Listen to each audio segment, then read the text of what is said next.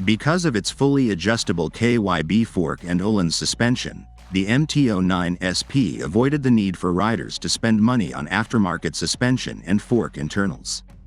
It also competed with the Triumph Street Triple 765R and RS, though not quite successfully because the Triumph felt more convincing due to its heritage as the Daytona 675 Supersport technology, while the MT-09's unusually long fork and subpar standard suspension arrangement meant it fell short of its premium middleweight naked potential. In 2024, the updated MT-09 SP from 2021 proved beneficial, and it has improved even more. Naturally, it features all of the essential engine and chassis upgrades that were first introduced earlier this year on the 10,102 pounds MT-09, but it also boasts the customary SP upgrades: Öhlins sockets and KYB forks, blue, black, silver paintwork inspired by the R1M with clear-coated aluminum swing arm, Brembo-style calipers, a first for Yamaha, as the company uses the heavily criticized Advix stoppers on every other big motorcycle, keyless ignition, which controls the ignition, steering locks, and fuel cap, but requires a pull bar to unlock the pillion seat, along with new electronic options. Deactivating the rear anti-lock brake system, which is a feature of the SP's enlarged design to accommodate considerable track use, is the most noticeable digital modification. In addition to the rain, standard, sport, and user modes featured on the MT-09, there are two rider customizable modes and a track mode that enables you to modify the engine braking intensity. In addition to the standard 4 possibilities for the TFT display, there are 2 options that are specific to circuits. As a result, the bike feels more like a real sports edition and is more composed and competent than the standard MT-09, further supporting the SP designation with enhanced braking and more adaptability, particularly for quicker road and track use. The regular 2024 MT-09 boasts precise handling and is a delight to ride, especially at low speeds, great for city commuting. The KYB suspension, however, is unable to handle increased speed and load because it is too supple. The back end, in particular, squats and bounces too rapidly, unloading the front tire and causing instability.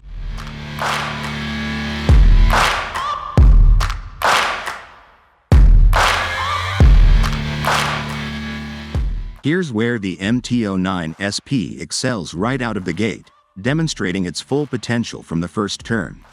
Use the brakes or the throttle, and there's no unnecessary tire switching. The bike makes it obvious that there is a limit to the speed gradient it can sustain, especially when traveling over bumps, and maintains its balance with quicker turning speed and more ground clearance than the loaded regular bike. This also applies to cornering. Better balance and support are also present, with both ends reacting in a comparable manner and requiring almost the same length of travel. The shock tends to collapse under pressure on the MT-09 base.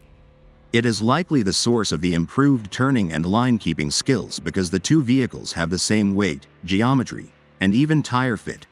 Bridgestone S23s are standard on both versions, although they're definitely on the sporty side and might feel harsh over uneven or large bumps. Spring and damping are a good fit.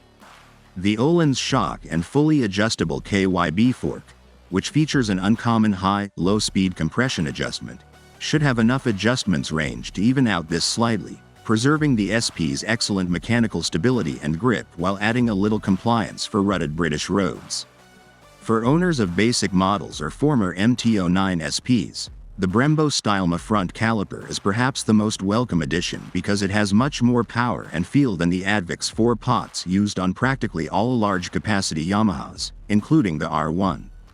The additional support provided by the forks increases the force required to flood the front tire and initiate the IMU-assisted electronic ABS response.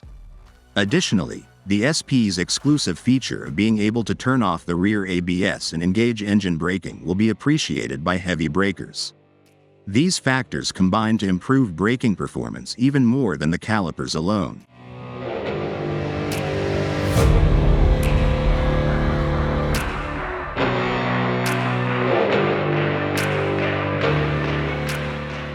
Of course, this increases the risk of slippage or issues when reversing, if that's your thing.